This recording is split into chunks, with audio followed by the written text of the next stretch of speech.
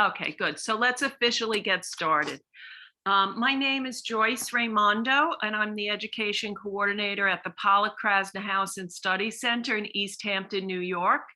We're located about 100 miles east of New York City in a small area called the Springs. And right now I'm sitting in Jackson Pollock and Lee Krasner's art studio. So today we have a special topic, dynamic duos. And this is about creative art couples. And as I was researching this topic, I thought to myself, well, there's so many benefits of being in an art couple. You can inspire each other, you could support each other, you could even collaborate. But then there can be some drawbacks too. Maybe one person overshadows the other. And of course, in the 1940s and 50s, when Pollock and Krasner were working, there was tremendous sexism in the art world, and also very constricted gender roles, which played into some difficulties for the women. So I'm going to give a little disclaimer before I give the talk. I am a woman, so I'm probably seeing these relationships a little bit from a woman's viewpoint. Okay, so if that filters into the talk a little bit, just understand this is a very, some of this is somewhat subjective, what you choose to highlight and whatnot, but I'm going to stick with the facts. So let's start with Lee Krasner and Jackson Pollock, okay? I'm going to do a little screen share and then we'll go into the barn.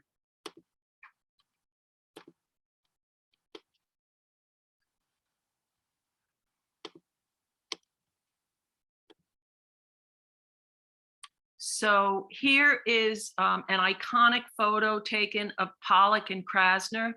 And of course, it was taken by Hans Namath in 1950.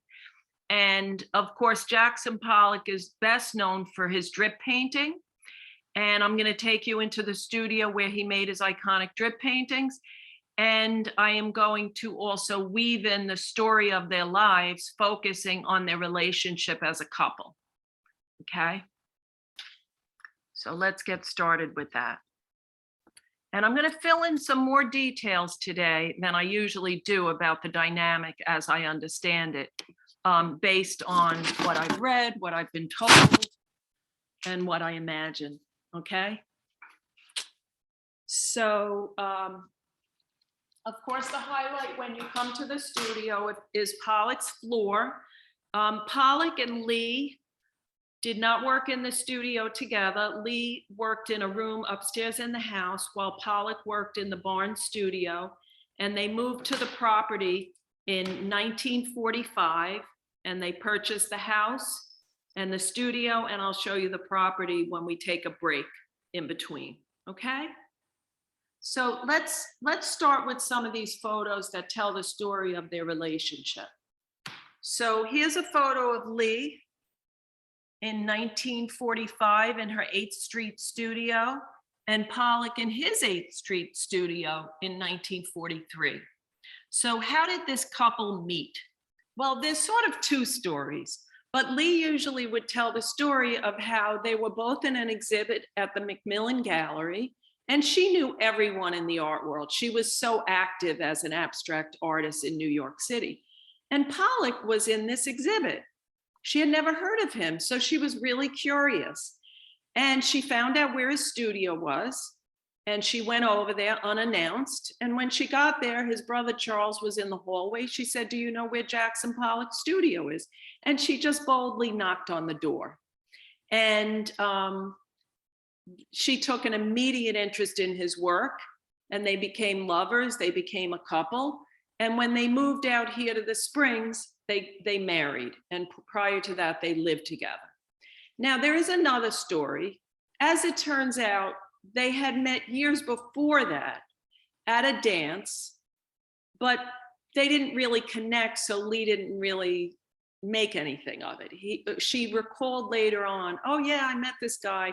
He was a very sloppy dancer," and she said he was drunk and he stepped on her foot, okay? But she usually tells the story more from the significant meeting was through that art exhibit. Now, Lee understood that Pollock did have a drinking problem, And she forged ahead with the relationship anyway, and she figured she could handle it. And Lee made a conscious decision that she was going to manage Pollock's career and put her own career on the back burner to support his. And as a couple, they decided that he would be the breadwinner, as most men were in those days, in the 40s. And that being said, Lee never stopped painting. So you might hear from different people. I went to a talk the other night and the person said, oh, Pollock didn't want her to paint. He was jealous or whatever. And Lee didn't paint. That's really not true. When they met and they were living in New York City, Lee was blocked. So she would work and work the same painting over and over again. But she never would have allowed herself to stop painting. She would not have any of that. Okay? So Lee was excellent at managing Pollock's career, and she negotiated with Peggy Guggenheim so that they could buy the house in the Springs, which is right here. And Lee also negotiated that Peggy Guggenheim would give Pollock a monthly stipend. And so he didn't have to worry about selling his work or working at another job. So they were pretty set. They did live initially. It was a difficult life out here. There was no running, there was no plumbing, there was no central heat in the house. So it was really tough country living. But they had a really good life. They had 2 dogs. They had a pet crow, Caw-Caw, and life was actually really good. They would go to the beach. They would pick up clams, for example, and make beautiful meals from the clams or the garden, and just that kind of happy life that a couple would enjoy, right? And a lot of young couples start off with humble beginnings and struggle at the beginning. So it really wasn't different in that sense for Pollock and Krasner, okay? Now, Pollock was sober for 2 years. He sought help from a psychiatrist. And also, of course, things were going well because he was sober. And his career was advancing. How exciting is that? Okay? And financially, they started to do quite well. They both could work on their art. They had land, they had a car, a home. So this is the American dream, isn't it? Everything was going well. And, you know, there's no set answer as to why someone would start drinking again. If we could figure it out, whoever could figure out that exact answer would get very rich, because a lot of people relapse. And it's hard to tell why. So in Pollock's case, he had risen to fame. Now, Lee was really managing his career, keeping it all together for him. Sometimes she would even kind of tell him what to say a little bit when people would interview him. So she was very fiercely involved in his success as an artist. Now, before I get to the downfall part, how did they influence each other as artists? Well, Lee introduced Pollock to many of the modern artists of that era, like Picasso, and it was a very rich intellectual and creative life for the two of them, going to the Museum of Modern Art, going into the city, meeting with other artists. They were not isolated at all, okay? So they could share ideas about this. It was called advanced art, modern art, art that's breaking new ground, art that's designed to take what's on the inside and express that in a very physical way, okay? Now, Lee was very supportive of Pollock's work. She was always available to comment on it. And sometimes Pollock, you know, he would be struggling, or just because it was so new, it was so groundbreaking, it was like an adventure into the unknown. And there's a famous quote. Pollock said to Lee, "Not, is this a good painting?" He said, "Lee, is this a painting?" And I just love that quote. It just shows so much humility. Now, on the other hand, I've heard that when Lee would ask Pollock for advice, she kind of had to pull it out of him. He was more reticent. He wasn't as verbal as a person in general, okay? So another aspect to their relationship, Pollock wanted to have children, and Lee did not. I think it's pretty understandable that almost all the women of this abstract expressionist era, except for one, Grace Hardigan, did not have children. Because to have a child at that time, as a woman, you would have probably been solely focused on the aspects of motherhood and a domestic life. And it would have been very difficult to have an art career at all. And also Pollock it was a lot of responsibility for Lee anyway, right? So sadly, when Pollock, everything is going well, and then he's at the peak of his fame, Hans Namath, and this was a gradual process. This was like hard work on both of their parts, right? And now his art is selling, and Hans Namath, the photographer, comes to shoot photos, this being one of them, of Pollock's process, and to make a film about Pollock. Pollock was also featured, I think I showed you this, in Life magazine. Okay, so he's also getting media acclaim. And no one knows exactly why. He's filming with Hans Namath, and everything's going well. And they have people over, you know, Lee would cook and have the other artists and critics and, you know, creatives over. Everything's well, it's a beautiful evening. And Pollock comes in, and it is a true story, it's in the movie with Ed Harris.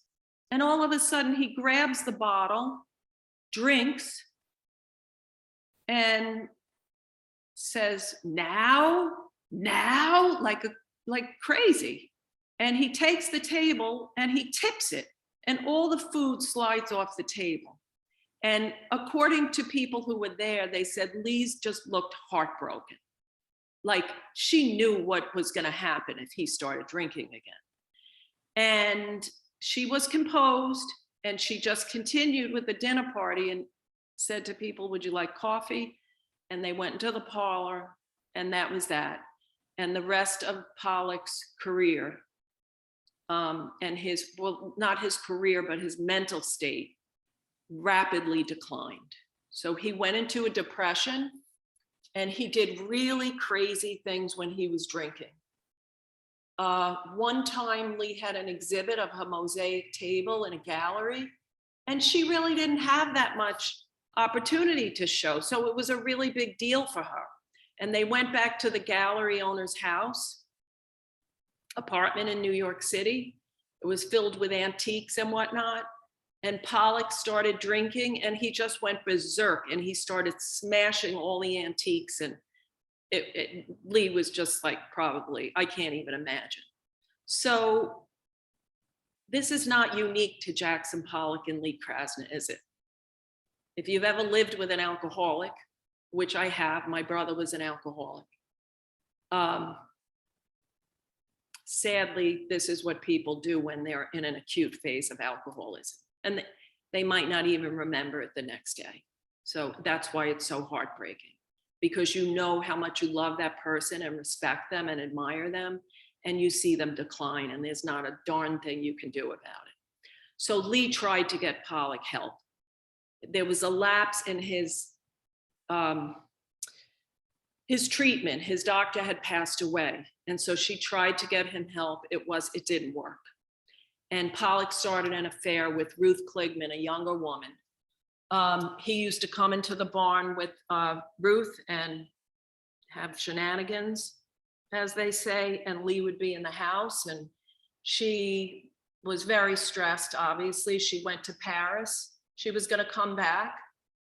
And while she was away, Pollock invited the mistress, or actually the mistress was already here. The mistress invited her friend Edith Metzger to come for a nice weekend, and Pollock was driving and drinking with the two of them, and the only survivor was the mistress, Ruth.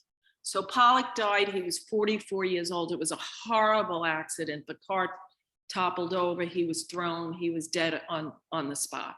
So Lee comes back. That was 1956. Lee comes back from Europe and resumes her creativity in this barn studio, painting out all of her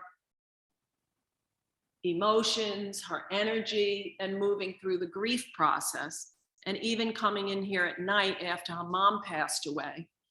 And she remains on the property for the rest of her life. She used to pin her paintings to the wall, and you could see where her paint splattered up there. And Lee and Pollock are action painters because they're using their whole body in a very physical way. And at the end of her life, Lee was a very wealthy woman. She was the sole inheritor of Pollock's estate. And she did, of course, also have a place in New York City. She never remarried. Now, for Lee, she wanted to be known not as a woman artist, not as Pollock's wife, right? All along, every interviewer, they'd go to interview Lee. What did they start asking her about? Your husband, Jackson Pollock, right? It must have been annoying, I imagine. Anyway, so Lee said she didn't want to be known as a woman artist. I am an artist, right? I am not just the wife of Jackson Pollock. Yes, that's part of her story. And as a couple, you can't separate them in a sense because Lee was so instrumental in Pollock's success, right? As a business person. And because of that, Lee was instrumental to the success of the whole group of abstract expressionists, okay? And of course, today, Lee has had many retrospectives in all the major, not all, but the major museums, and her work sells for millions of dollars. Do we have any questions so far?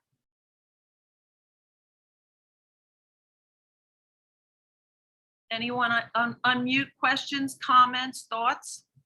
Yeah, wow, this is really hitting me where I live, because this is like a passion of mine. So I mean, in some of it, and I love Lee Krasner's work. I love her stuff as well. Actually,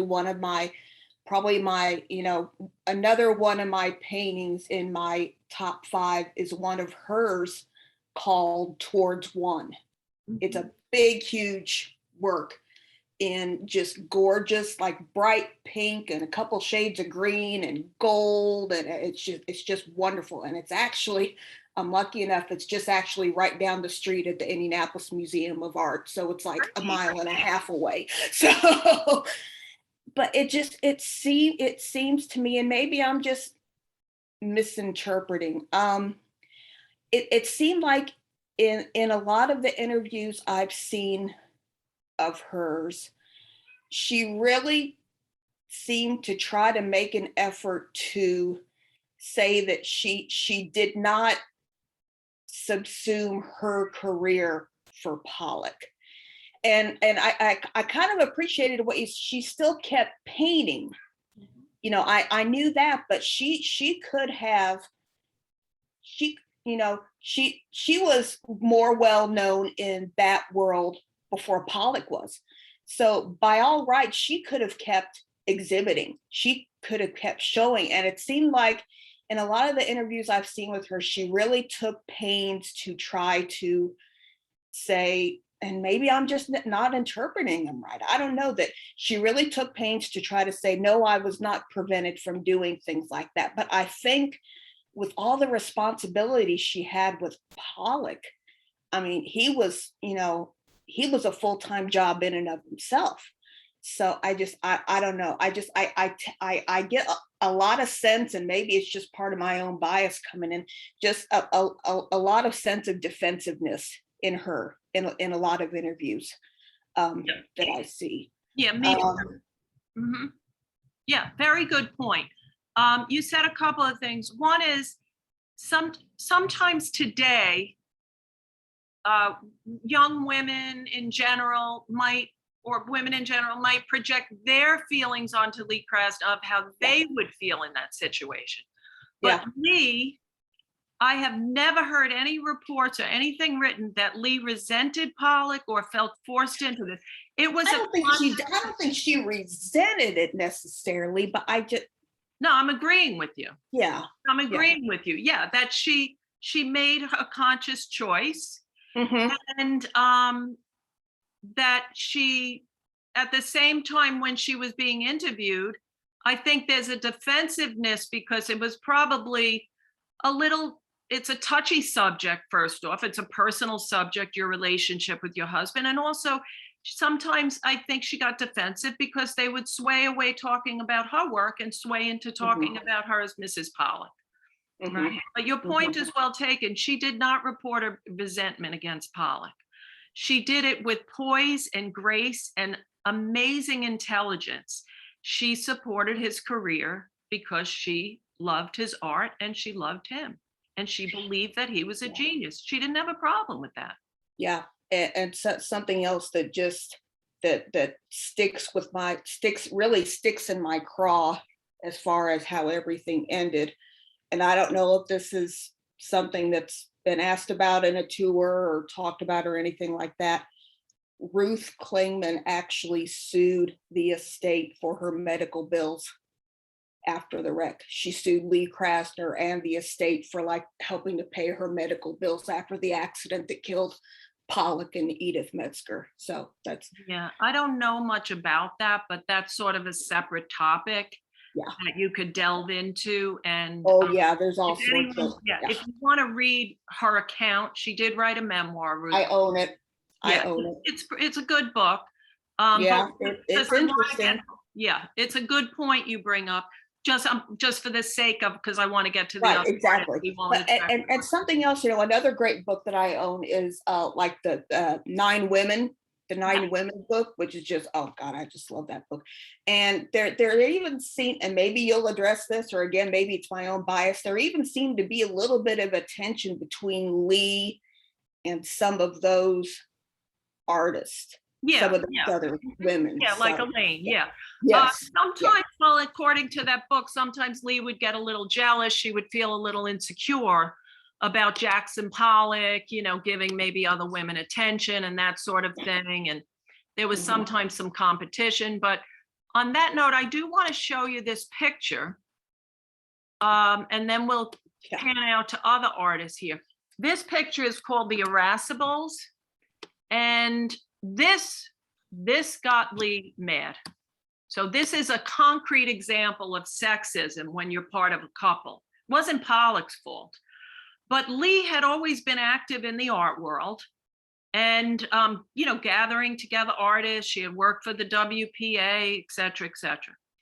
And then she gets a call that they were going to write a letter to the Met in protest because they weren't showing this new advanced art. I forget who called her, but the guy calls and said, oh yeah, can I speak to Jackson Pollock? And then Pollock gets off the phone and Lee is like, wait a minute, like, why are they inviting you and they're not inviting me? That annoyed her, right? And then later on, this is the famous iconic photo, which shows the abstract expressionists from that group who signed the letter. And what's missing? There's only one woman, Hedda Stern. So this is what these female artists were up against. And here is Lee's quote. She said, I couldn't run out and do a one-woman job on the sexist aspects of the art world. Continue my Joyce, can I ask a question? In one moment, let me just read this, okay? Okay. And stay in the role as I was in Mrs. Pollock. What I considered important was that I was able to do the work. So she knew, she couldn't fight the whole system that was arising. She could continue her work. Yes, Laura, go ahead. Yeah, in the picture that you showed before this one, the group of artists, it looks like there's a shadow behind the woman standing, but the shadow looks like a man in a man's hat. I know, it's weird, and that is just that Hedda Stern's shadow. And it's extremely strange that she's at the top of the photo posed like that. And why is she the only woman artist? I've asked about this to the director, and there's no clear-cut answer. Oh. And she kind of regretted being in the photo, by the way, because she said for the rest of her life, this is what she was known for, being the only woman in this photo. Okay. But yeah, it is a strange photo. And Jackson Pollock, of course, is right in the middle. Yeah, thanks. Thanks, Laura. Okay, so let's continue. And here is the book that that person mentioned. Ninth Street Women is a very good follow-up to this program. It will keep you occupied during the stay-home pandemic because it's like 850 pages. And it reads, it's just very dramatic. It's a really good book, has so much detail. So next up is Elaine and Willem de Kooning. And Elaine and Willem were part of this group from the New York art scene, right? Because you've imagined Pollock and Krasner and all these artists, you know, hanging out in New York City in the 30s and 40s. And so they, according to accounts, fell madly in love when they met. And they were kind of opposites in the sense that Bill was more antisocial, he was more reclusive. And Elaine was very, very social. She was very dynamic, brilliant, very attractive, and she just had that kind of personality where people wanted to be around her. So at that time, many women used to wind up supporting their husbands financially so the husband could paint. So starting out, Elaine and Willem, they were really, really poor. They really led the bohemian artist life. So for example, the story goes, they were so poor that they got ketchup and put hot water in it and called it soup. But eventually Elaine started to work for Art News. She was a very talented writer.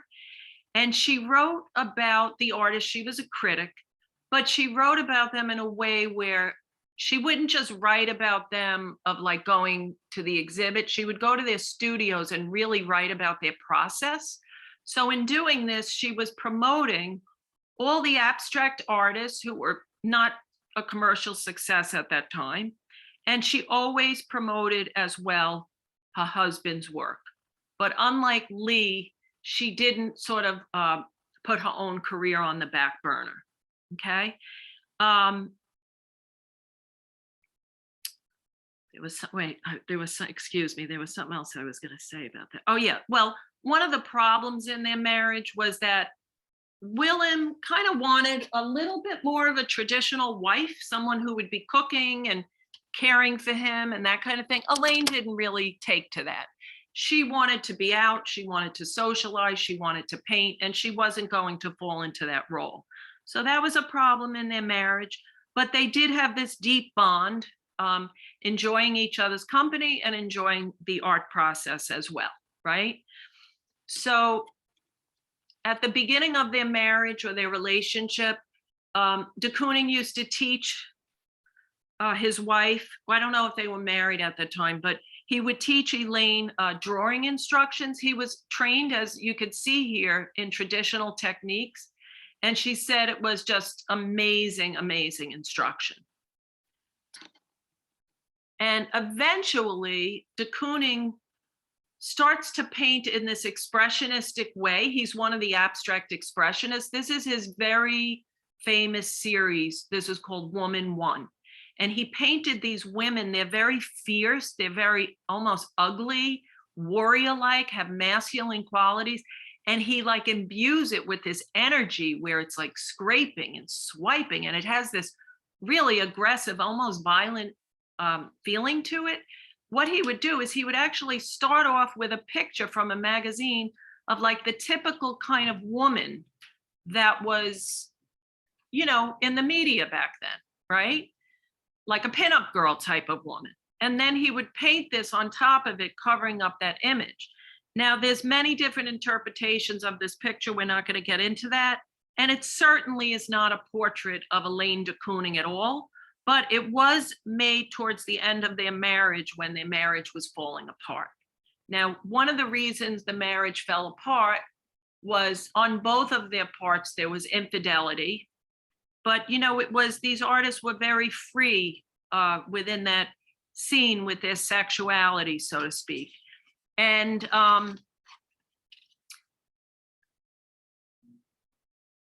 okay, there was something else. Oh, well, there was also an issue. Elaine had gone away with man sailing, and it was strictly platonic. But de Kooning got really jealous, and that put a little rift in their marriage as well. They were both also very heavy drinkers, and that didn't help their relationship. However, after if I said divorced, I meant separated, by the way. That was a mistake. They separated, but they remained close. And here's a portrait that Elaine did of Willem. You could see hers is much more expressive. I mean, it's expressionism. This is the two of them in their older years. Of course, Willem rose to fame and financial success, as did Elaine. And at the end of his life, he lived till he was 92. But as I think when he was in his 80s, Willem started to get dementia.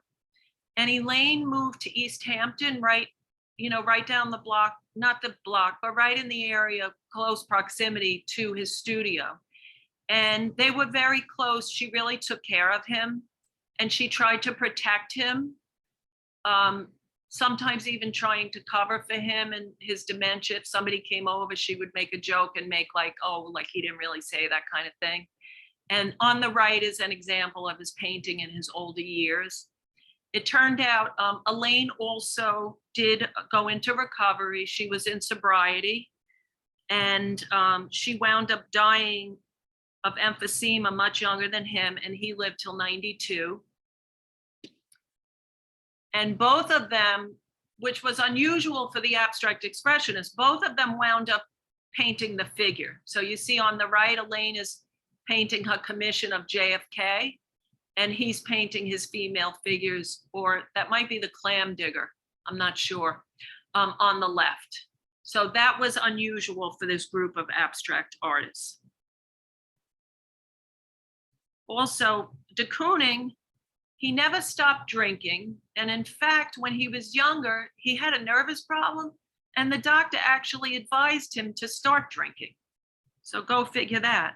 And he did have a daughter with another woman, and his grandchildren still live in the area, or at least they did until recently. Maybe they moved, but they were brought up in the area of the Springs, and the daughter lived in the house for many years in that same house.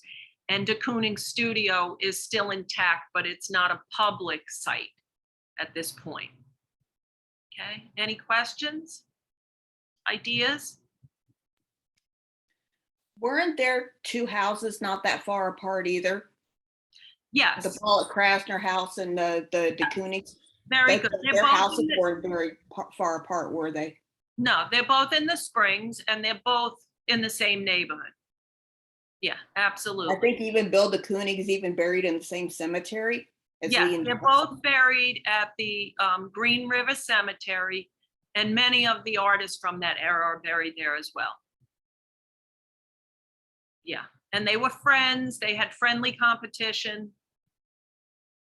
Pollock rose to fame before Willem de Kooning. Okay, next up is Helen Frankenthaler and Clement Greenberg. Now, I'm going to present to you Helen Frankenthaler is one of this groups of these abstract expressionists. She came a little bit later than Lee. She was called like the second wave of the New York artists. And Clement Greenberg was an art critic. And here's a photo of the group at the beach, enjoying themselves. The ocean is probably about 7 miles from where I am right now. So Helen Frankenthaler is famous for this pouring and soaking technique, where she would use the canvas unprimed. So the liquid paint would soak into the canvas and make these beautiful transparent layers. So similar to Pollock, she's working from all four sides on the floor, but she is working with these broad areas of beautiful translucent color. And there she is pictured in Life magazine. So she was a rising star at the age of 23. She was in New York City and, really fiercely determined to be an artist. She had come from a very wealthy family. Her father was a New York Supreme Court justice, and she chose to live the artist life. So she meets Clement Greenberg, who is much older than her. I forget the age difference, but she was 23. I think he was like 40 or something like that. Anyway, so this is one of her early works, Mountains and Sea. This is one of her first poured paintings. And the relationship between the two of them, Clement Greenberg was very, very influential in supporting the abstract expressionist artists who were very new at that time, right? So they were very clear in their relationship that he would not advance Helen's career because she didn't want people to think that her career was advanced because she was sleeping with Clement Greenberg, so to speak. So she really didn't gain a lot of advantages from being his girlfriend, other than that they traveled within the same circles. And of course, she met a lot of other artists and poets and so on through him. But he never gave her any advantages in terms of gallery showings and things of that nature, or writing about her work. In fact, when they broke up, they had a 5-year relationship. He never wrote about her, and he never wrote about any female artist. And it is noted that Helen Frankenthaler was probably the first color field painter.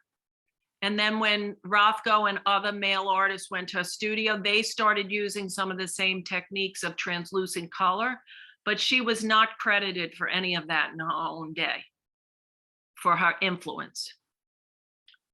So later on, she meets the painter Robert Motherwell, and they marry. And they're really a perfect match because they're both from wealthy families and they're both painters. And this is a happy story. Okay, I'm glad to tell a happy story. They're having a great time. They travel, they have art in common, they get along well. There was a 13-year age difference. They went to Spain. They worked side by side, and they influenced each other's work in terms of, he was famous for collage. Helen tried a little collage. She was famous for her pour technique, her staining. He tried some staining in his work, but ultimately their work was actually very, very different. Hers was much more personal, and his was a little more motivated by political issues. And obviously the paintings look completely different. And Helen did help raise his 2 daughters from his previous marriage. So she was a stepmom, but she never had children of her own. And after 13 years of marriage, they divorced. And she never really, neither of them ever said why. Okay. So I'm just going to stop the screen share just to take a little break. Any questions so far? Any comments? Okay, just for a little breather, because it's a lot to take in.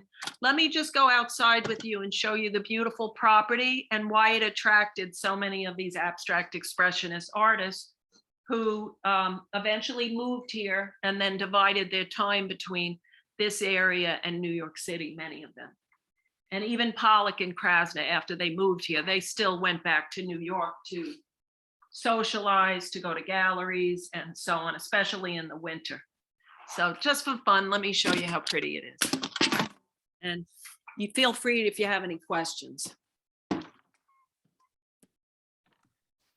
So I also own the book, the Fierce Poise book, where you got the quote from. Very good. And I thought they had split up because his alcoholism got to be too much for her. Which one? Clement? No, Helen Frankenthaler and Robert Motherwell. I thought they split up because of his drinking, mainly. Oh, I didn't read the book, so you might be right. The research I did, I didn't come across that, but if you might be right.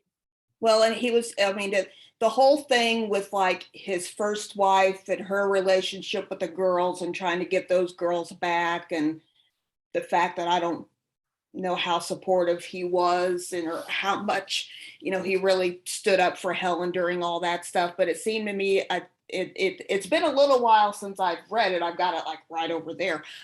It seemed to me what finally just kind of broke the proverbial camel's back was his drinking. She just Okay, trying to take care of the girls and him just got to be too much.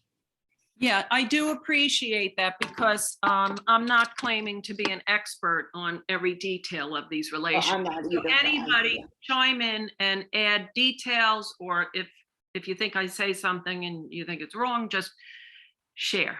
That's good. Well, and while I'm on, just real quick, the was the portrayal of the relationship between Clement Greenberg and Pollock as in the Ed Harris movie, was that pretty true to fact? Because the movie portrayed them as being fairly involved in each other's lives.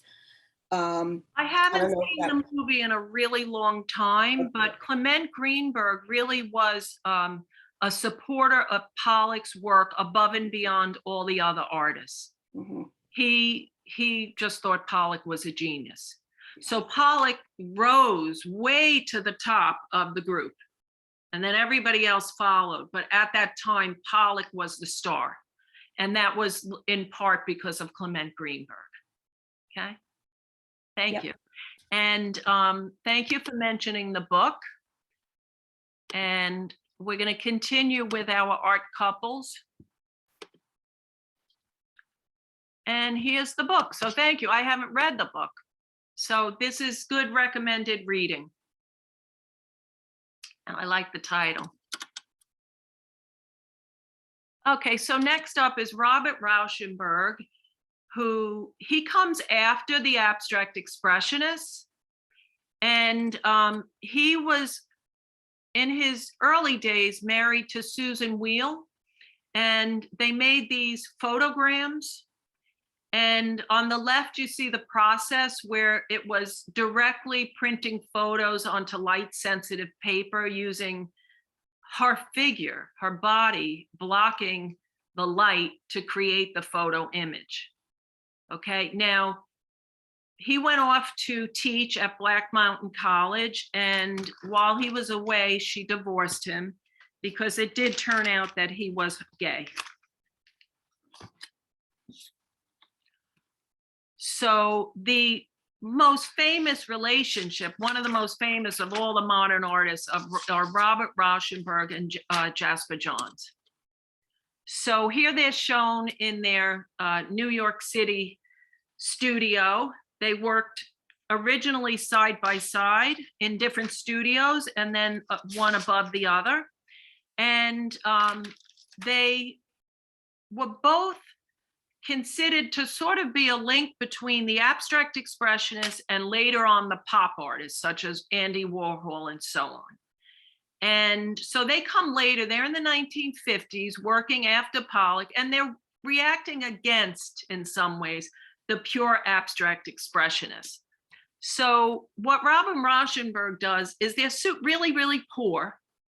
So he goes into the streets of New York City. He collects all sorts of debris. He even takes his old bed and, magazine pictures, newspaper pictures, all sorts of stuff that he finds. And he incorporates it into the art. So it's a combine, right? It's combining sculpture, painting, collage.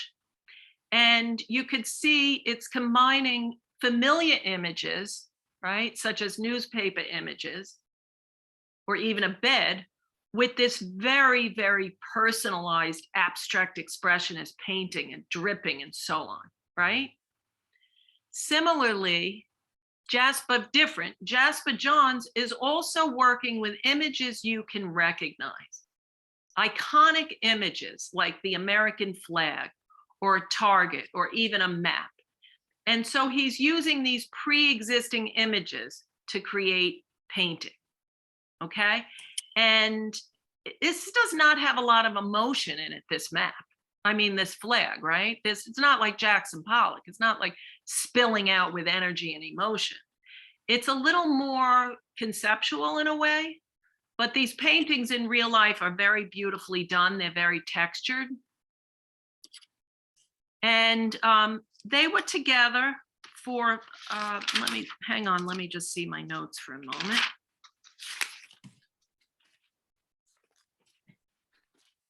Sorry.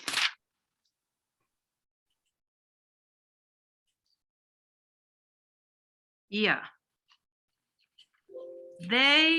I think they were together for 5 years, yeah.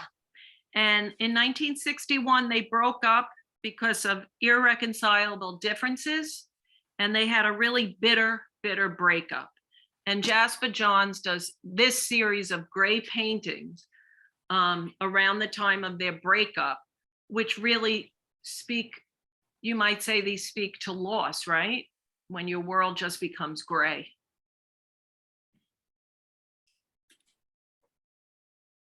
Next up is Jacob Lawrence and Gwendolyn Knight. Jacob Lawrence was working in the 30s.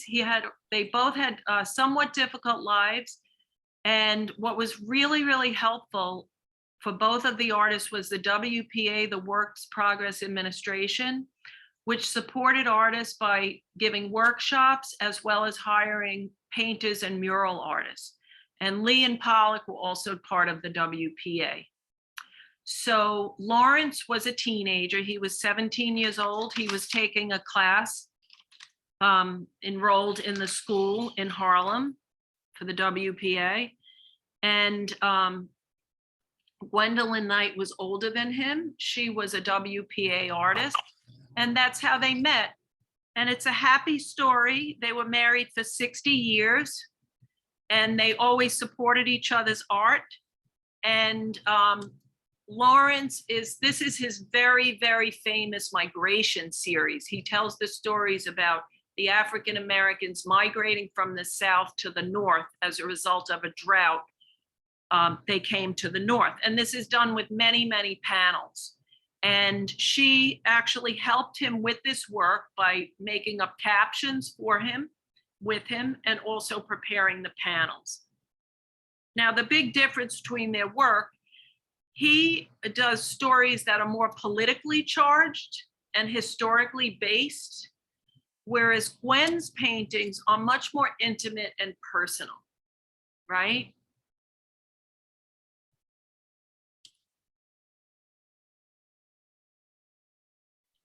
Next up, we've all heard of Frida Kahlo and Diego Rivera. And I chose these artists because they're all working around the same time. So Frida Kahlo, of course, these two artists are Mexican. And Frida Kahlo, whose painting is on the left, she really documented their whole relationship and painted the story of her life, which of course involved a lot about her husband, Diego Rivera. He was much older than her as well. 20 years older. Her parents were against the marriage because they were like, why are you marrying this older man who is, you know, an artist known for being a womanizer and so on and so forth. But she went ahead with the marriage and they had a very passionate, tumultuous love story. So they divorced. There was a lot of infidelity. And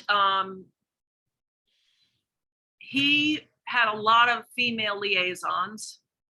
And she also had a lot of affairs with both men and women. The most famous one was with the revolutionary Leon Trotsky, who was staying at their house.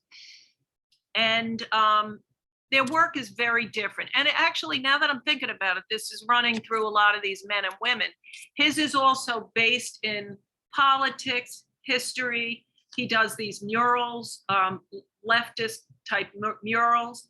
And there's Frida Kahlo actually pictured as a revolutionary in one of his murals in a detail. She, on the other hand, does these pictures that are really about her personal life and very intimate.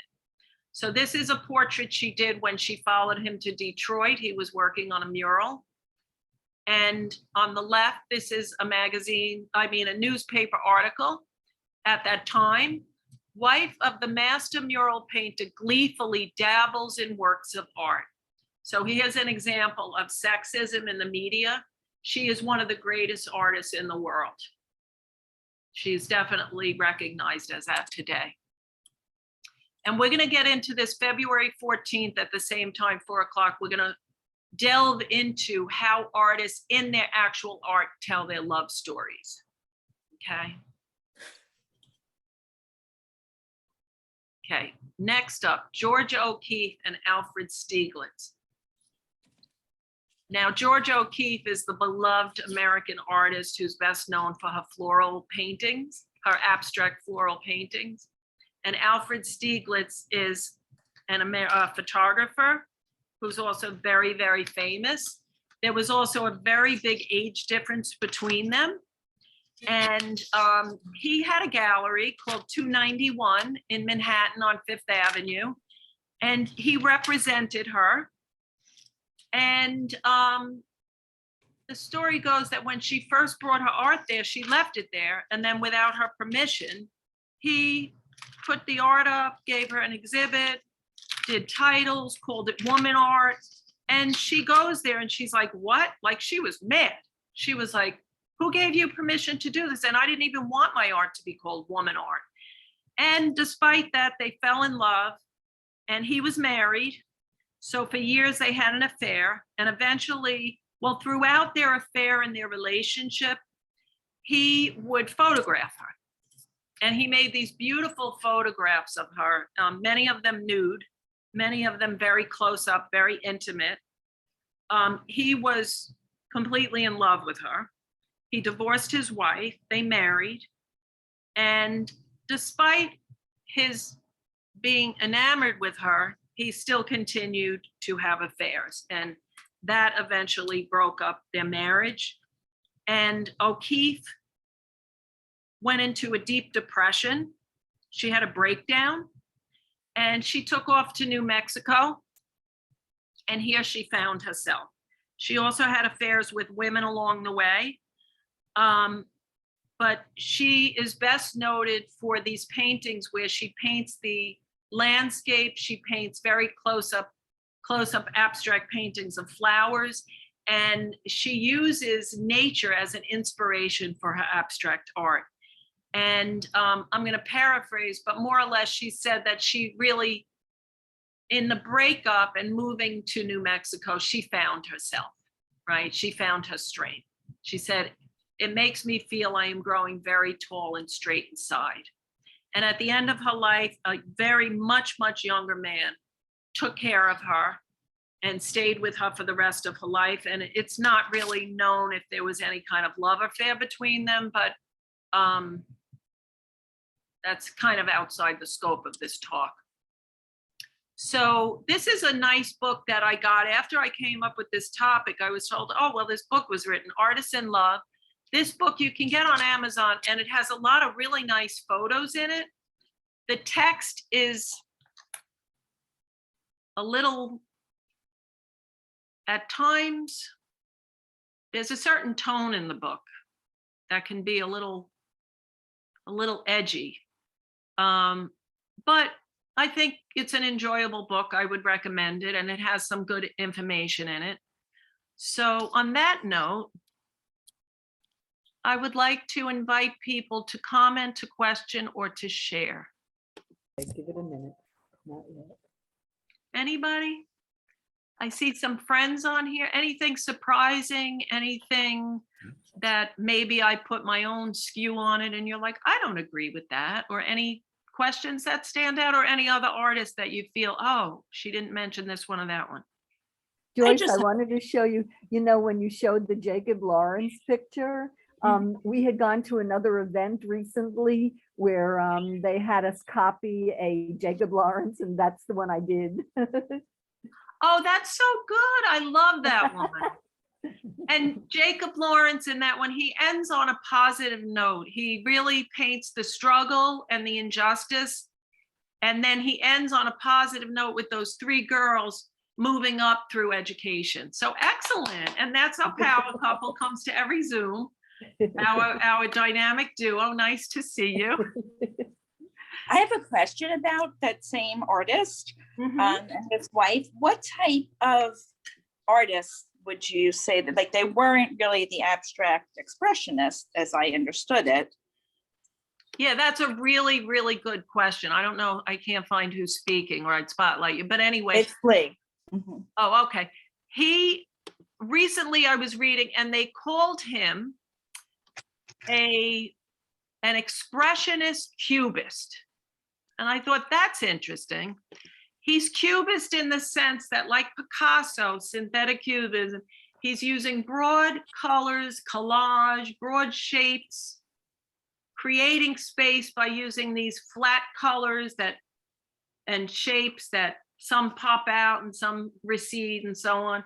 But his paintings also have a very expressive quality to them, right? Got But it. Yeah. he doesn't necessarily, not every artist, even all artists don't fall into a neat category, but that's a very good question. And I would say Gwen's would fall into the realm of expressionism because it's so personal. And the brushstrokes and the color are used to express. Yes. Okay, thank you. This was wonderful. Any other questions, ideas? I feel like I'm the one doing a lot of the talking, but you really hit. I put in the comments that I've just been in rapturous joy pretty much for like the last hour or so, because you're hitting like all my artist people here. Yeah, Diego Rivera was his one of his biggest redeeming qualities, though, is that he knew and could appreciate the talent and the power of Frida Kahlo's work while she was still here, and promoted her. He knew that she had a quality in her work that he wasn't capable of, just because of like his background and his interests and stuff, but he recognized how powerful her stuff was and appreciated what she did and made sure that others appreciated it too. I mean, he was a big promoter, did not stifle her in any way, and just, yeah. Yeah, thank you so much. And there's many other examples of female artists outside the scope of this talk whose partners definitely promoted them and believed in them. I'm reading now about Joan Mitchell, and I forget the name of her partner, but he was totally behind her. And also a lot of the fathers really were behind these women as well. So Frida like had a wonderful dad. Frida's dad was wonderful. Frida's dad, Helen Frankenthaler's dad, the Supreme Court Justice, he just really believed in his daughter. And my own dad, I was reading about it and I was like, you know what? My dad was like that. He grew up in the 40s and 50s. He was from that generation. You know, my mom was a stay-at-home mom. That was their marriage. He didn't see that for me. He was a champion. So that's a blessing, you know, when we support each other, regardless of gender, regardless of anything, right? Give each other space to use our gifts. So thank you. Good point. Anybody else? Anyone want to add to the story? There's a question in the chat from a Nick who's asked, are there any dynamic duos in the art world today? There sure are. Well, what the first couple that comes to mind is a local couple living in Sag Harbor, and they are April Gornick and Eric Fischel, who not only are they both amazing painters, they're both activists in terms of giving back to the community. They created what's called the Church Art Center in Sag Harbor, and they also spearheaded the renovation of the Sag Harbor Cinema, which is a thriving art center. It's not just a cinema. And so that is the first couple that comes to mind. Also, there's many couples historically who actually collaborated with each other. So one of them is Klaus Oldenburg, and you're going to kill me. I can't remember his wife's name. Who knows Klaus Oldenburg's wife's name? See, this is what the women I kind of, you know, they're not as historically prominent. And that's why I can't remember. And another one is Christo and his wife, who I'm sorry, I can't remember, Jean-Claude. So you might want to look those up as well. This, and also even within the era I talked about, there's many, many other artists who were couples. Picasso, there was Max Ernst, and many other people. Any other questions? Or does I anyone want to add to that? I just had a question, and it might not relate to this at all, so you can pass it if need be. But I was told by an art teacher that Picasso was very violent in terms of domestic violence and things like that. And I always wondered if that was true. That is it a known fact? I'm not sure if Picasso was violent, but he was known for being abusive. I don't know if he was actually physically abusive. Maybe somebody else knows. Does somebody else know? I don't think he was physically abusive. I think he was just cruel. He was just known for being abusive, verbally It was abusive. abuse. Okay. Or Right. just You have, like- psychically abusive. I mean, just, yeah. Okay. Well, a lot of these stories, just like any stories, they get twisted and turned, right? Like the other day, I heard Pollock didn't leave paint, and I asked the director, I was like, is that true? And she said, no, not at all. No. So good question. Now, I'll tell you- A great movie. Well, I think it's a great movie. And I think it's also mildly historically accurate. I want to say it's called O'Keeffe, all about Georgia O'Keeffe and Alfred Stieglitz. Joan Allen plays Georgia O'Keeffe, and Jeremy Irons is Alfred Stieglitz. And it's a good movie. I think I'm It's a going to watch good that tonight. Yeah, there's some, okay, on these artists, and thank you. You're awesome. You're like my co-host because I'm sorry. It's like I said, you're hitting all my people today, and I'm just like, oh, I got so much to say. I got so much to say. Thank you, because I forgot to mention the movies. Thank you. No, really, seriously, I appreciate it. Yes, that one, and then of course Pollock with Ed Harris, and then there's Frida with Selma Hayek, I love that movie. And what other one? Oh, and there is one about Picasso and his relationships with Anthony Hopkins. That wasn't that good of a movie, but it's fun to watch. So there is also you can just go onto YouTube and Google Frida Kahlo documentary, and there's a wonderful PBS documentary about Frida, Life and Times of Frida Kahlo, I think it's called. And just within the last couple of years, there is a new documentary about her that was made after they uncovered a lot of her personal artifacts in the house that hadn't been previously shown. So they made another documentary about that. I want to say it's probably not even 3 or 4 years old. If you've got Amazon Prime or whatever, yeah, I bought it because I had to have it. So it's really good too. There's lots of great stuff out there. thank you so much. I'll tell you what, everybody, we're going to have to end, but I want to make an announcement. You can go to pkhouse.org to see all of our various Zoom programs. Tomorrow, we're going to have John Toriano speaking, and that's going to be about the cosmic realm, inner and outer space. That's going to be amazing. And then related to this topic, on February 14th, we're going to have art lovers. And we're going to, different than this one, we're going to look at art that expresses love in partnership and the trials and tribulations. So we'll look at Chagall and Matisse and many other artists.